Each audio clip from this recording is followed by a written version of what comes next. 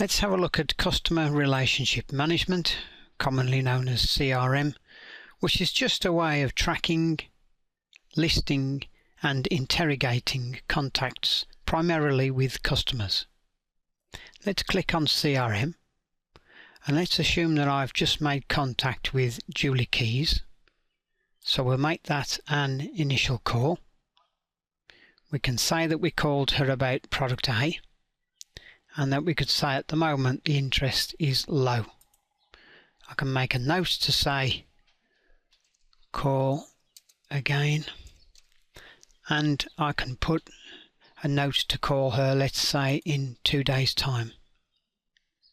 If we assume that 2 days has gone by, I can say that I've contacted her again, and Julie has expressed some interest and requested a brochure. Again on product A, and at the moment the interest we'll say is medium.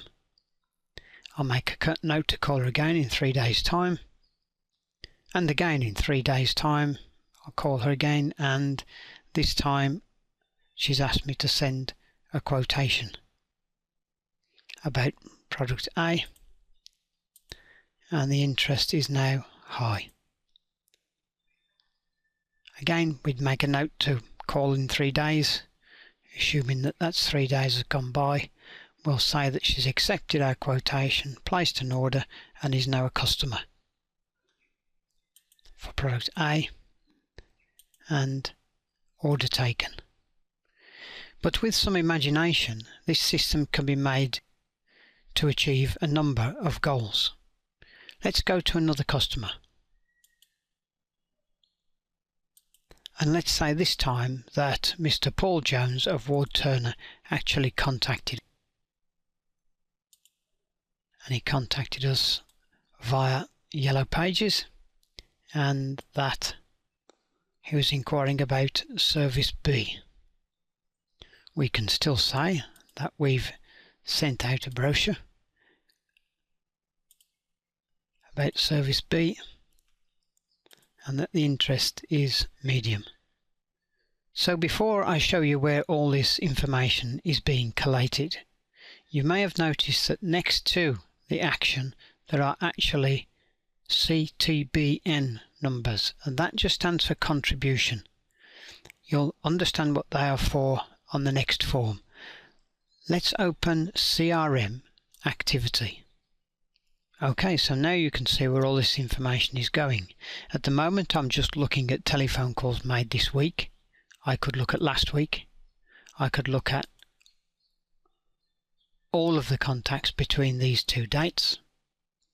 I can look at my contacts only, all Paul, or I can choose to see all of the people that have made contacts, and here you can see Jane and Graham. If I just want to see what Jane's been doing, I can click on Jane, or I could pick Graham. And the points that we mentioned are now down the side here, and this is the total for any period that I choose. So if I go back to Paul and I look at what I actually did last week, I did 59, sorry, this week, I did 59 this week and 51 last week. It's just a very coarse indicator of what amount of activity is being produced.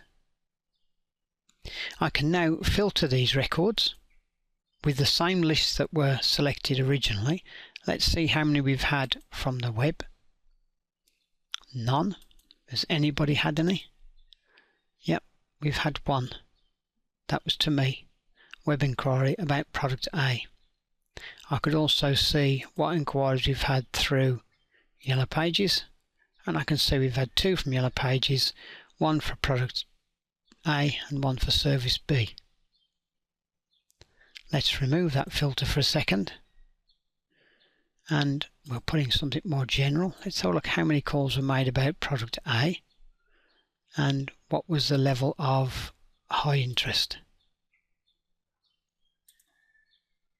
or what was the level of low interest. So hopefully you can see that by simply choosing a range of dates, we've got who's making the calls, whether it's just me or all of them, and then I can filter those with these two filter boxes to get results that mean something about my business. And if we just close that, we're back to the main form, and that's the basics of customer relationship management.